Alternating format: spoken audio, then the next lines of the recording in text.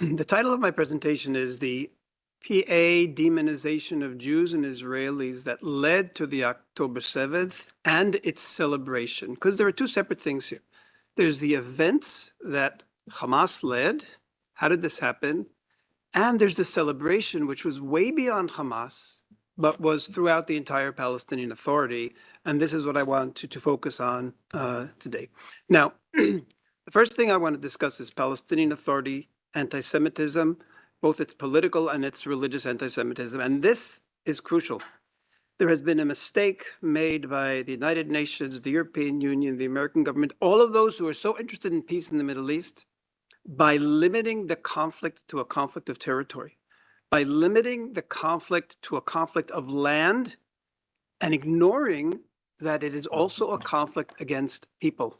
It's a conflict against Jews.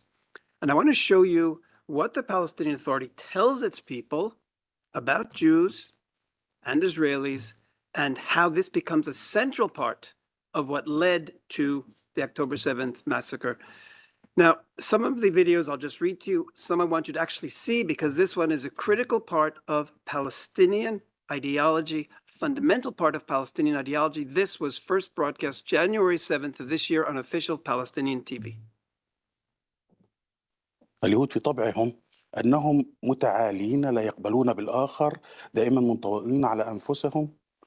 الأوروبيون كرهوهم وأرادوا التخلص منهم، فكانت إحدى مصالح الدول الأوروبية التخلص من اليهود. فبدأت فكرة إقامة دولة لليهود، وفكرهم قائم على عنصرية. Okay. This message is so important because we've been hearing it since we founded Palestinian Media Watch over 20, 25 years ago. And the message is that Israel has no history in the land. The Jews have no history in the land. It's the Europeans, as an act of self-defense, who created Israel so that they could get rid of their Jews. They all suffered from the Jews. They had to get rid of the Jews, and that's why they stole this land. We recently heard this from Mahmoud Abbas himself speaking at the United Nations. He said, the truth is the Western countries wanted to get rid of the Jews and profit from them in Palestine, two birds with one stone. The two sides of Palestinian fundamental ideology, Israel exists as a colonial implant to give the colonialists a foothold in the Middle East, but also to get rid of their Jews, because the Jews were so detrimental, as Abbas said, two birds with one stone. Now, an unbelievable expression of this was stated just a couple of weeks ago, or a month and a half ago, 3 weeks after the atrocities. Palestinian Authority had to explain to its people why the international community was supporting Israel. And this is the explanation that they gave them. يعني هم يظهرون تعاطف قوي جدا مع الاحتلال الإسرائيلي. أنا أقول لك أن الشيء الخفي هو أنهم لا يقدمون هذه المواقف حبا بالاحتلال بإسرائيل بين قوسين، وإنما هم يعني كأوروبا وأمريكا استطاعوا التخلص من اليهود الذين هم أنفسهم يعتبرونهم نفايات بشرية، وألقوا بهم في فلسطين. يعني أوجدوا لهم مكان بعيدا عنهم، بعيدا عن أوروبا. لا يريدون الآن. Okay. They succeeded in getting rid of the human waste. They don't want Israel to be destroyed solely so that they won't have the human waste come back to Europe. This is Palestinian ideology. Now, as bad as this political anti-Semitism is, this is compounded and almost given the stamp of approval by the religious anti-Semitism. And this is what's so tragic. Now, I want to show you how the most important religious figure in the Palestinian Authority, his name is Mahmoud al-Abbas, is Mahmoud Abbas's personal advisor on Islam. He's also appointed to the head of the Sharia courts. And he also gives almost every sermon on Friday. So that he is the face of Islam for the Palestinian Authority. And I want you to hear what he said about Jews and how he describes them. So this is a sermon he gave last year. عندنا هذه الواجبات على الأقل أن يزار حتى لا يبقى نهبا لقطعان سائمة من أشباه البشر، من أناس أو مخلوقات خلقهم الله على هيئة. Jews are humanoids creatures. He goes on later to say, cursed by Allah, apes and pigs, but we're not really humans. This is from the top religious figure, the most important religious figure. And then this year he went even further.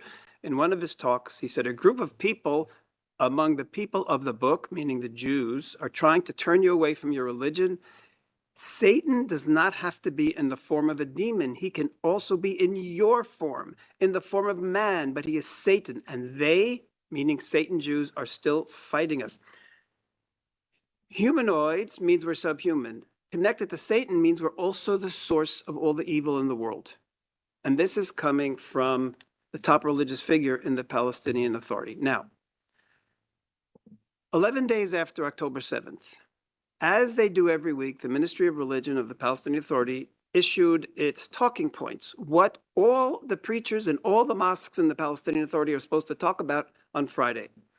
And this is a picture of those talking points. And one of the talking points here was that same hadith that you didn't mention, that Iran talks about, that talks about the extermination of the Jews who are going to hide behind rocks and trees. That's what they told the preachers to talk about just 11 days after this atrocity. So what they were telling their people, and there could be no doubt about this, the killing of all of those Jews is part of Islamic destiny. It's part of this project of clearing the world of Jews. And this is the Ministry of Religion of the Palestinian Authority publicly publishing this. They actually published this only a few hours. We immediately took a screenshot and then they erased it after there was a tremendous outroar from the media how they could do this. But we have, this was their ideology that they were telling their people. This is what happened there. Now, because of all of this support for killing Jews and terror and demonization, the Palestinian Authority has always celebrated terror. And I want to give you two examples from the two top figures in the Palestinian Authority. First, from the Prime Minister of the Palestinian Authority, Mohammed Shtaya. Earlier this year in April, Lucy, Mia, and Rina D were all murdered in a drive-by shooting.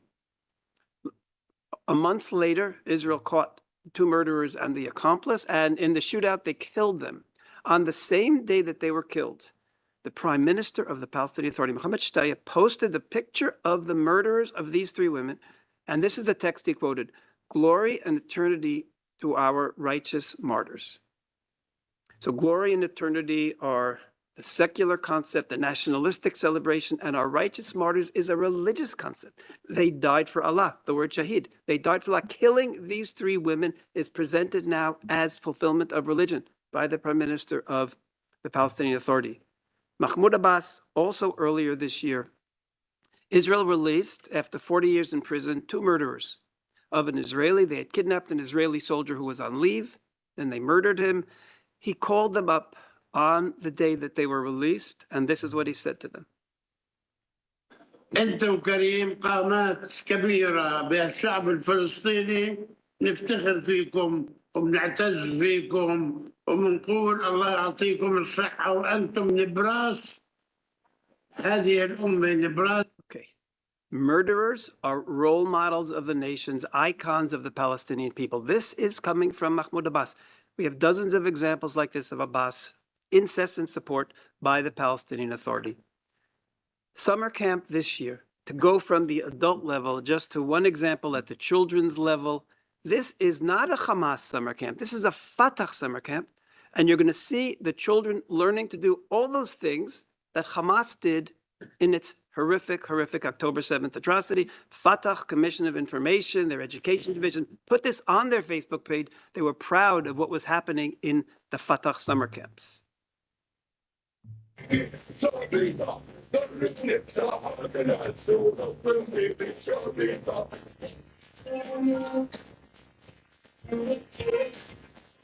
Kidnappings.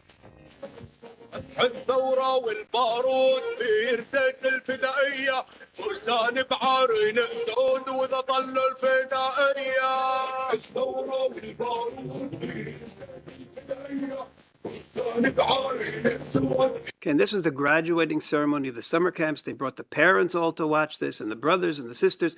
This is Palestinian Authority ideology. It's not just Hamas, and that's what's so critical. What I'm trying to stress here, teaching kids to grow up to be violent is Palestinian Authority messaging for years. Now, Given all of this background, and I've given you, of course, just a little tip of the iceberg of this problem, how did the PA and Fatah respond to the atrocities?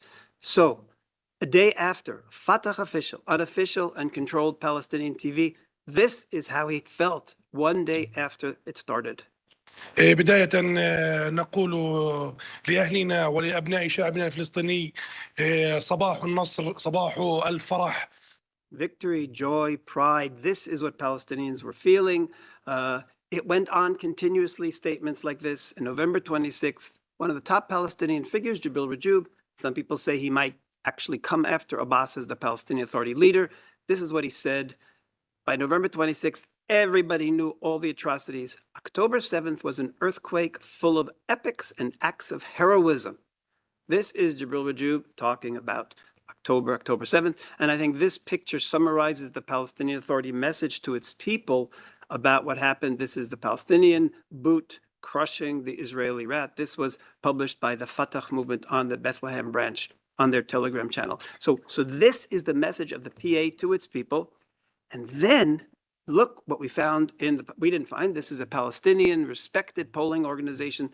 They did a special survey on the October 7th, and this is what they found. So how much do you support the military operation of October 7th? That was the question. And then 75% said they support. The full 59%, 60% say they extremely support. Another 15% said they somewhat support. Altogether, 75% of Palestinians supported, and it was very clear, October 7th. The second question that they asked, considering the ongoing events, meaning October 7th plus the war, do you feel a sense of pride as Palestinians? And this was incredible. 98% said they feel pride as Palestinians. 94% said extremely proud, great extent. And then a couple of them said they do not proud. So the entire events, the massacres of the Jews, brought pride to the Palestinian population. In addition to supporting it, the gap, by the way, of 98% being proud and 75% supporting, I think, is the issue of the suffering in Gaza. This was already done in November. A lot of damage had been done to Gaza.